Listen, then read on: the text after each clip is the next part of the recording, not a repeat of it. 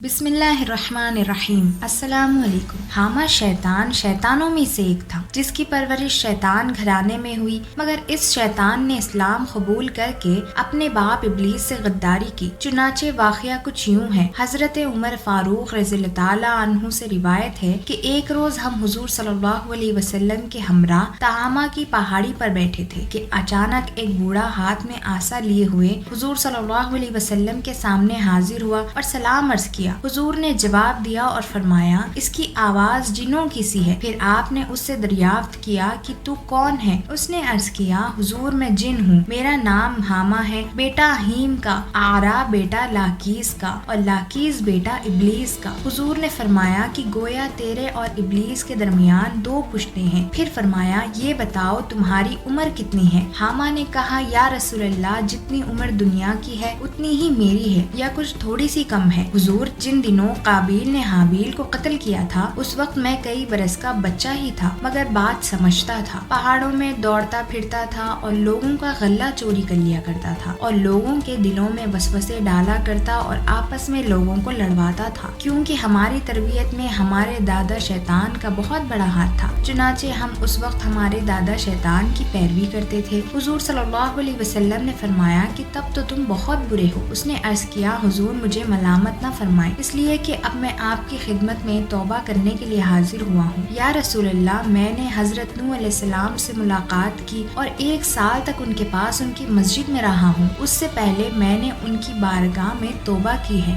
حضرت ہود، حضرت یعقوب اور حضرت یوسف علیہ السلام کی صحبت میں بھی رہ چکا ہوں اور ان سے تورات بھی سیکھی ہے اور ان کا سلام حضرت عیسیٰ علیہ السلام تک پہنچایا تھا۔ اور اے نبیوں کے سردار، حضرت عیسیٰ علیہ السلام نے فرمایا تھا کہ اگر تو محمد صلی اللہ علیہ وسلم سے ملاقات کرے تو میرا سلام ان تک پہنچانا۔ سو حضور، اب میں اس سلام کی امانت آپ کی خدمت میں پیش کرنے کو حاضر ہوا ہوں، اور یہ بھی آرزو ہے کہ آپ اپنی زبان حق سے مجھے کوئی کلام اللہ تعلیم فرمائے۔ حضور صلی اللہ علیہ وسلم نے فرمایا، حضرت عیسیٰ پر سلام ہو، اور اے حامہ، امانت پہنچانے کی وجہ سے تجھ پر بھی سلام ہو۔ پھر حضور علیہ السلام نے اسے سورہ نبا، سورہ اخلاص اور سورۃ الشمس کی تعلیم فرمائی، اور یہ بھی فرمایا کہ حامہ، جس وقت بھی تمہیں کوئی احتیاج ہو پھر ہمارے پاس آ جانا اور ہم سے ملاقات نہ چھوڑنا۔ حضرت عمر فرماتے ہیں کہ حضور صلی اللہ علیہ وسلم نے تو وصال فرما لیا، لیکن حامہ شیطان کے بارے میں دوبارہ کچھ نہ فرمایا۔ خدا جانے حامہ اب بھی زندہ ہے یا مر گیا، مگر دنیا کے تمام انسانوں کے لیے ایک پیغام چھوڑ گیا کہ اگر کامیابی حاصل کرنی ہے تو وہ صرف دین حق سے ہی ملے گی، بے شک تمہارا تعلق کسی بھی قوم یا جنات میں سے ہی کیوں نہ ہو۔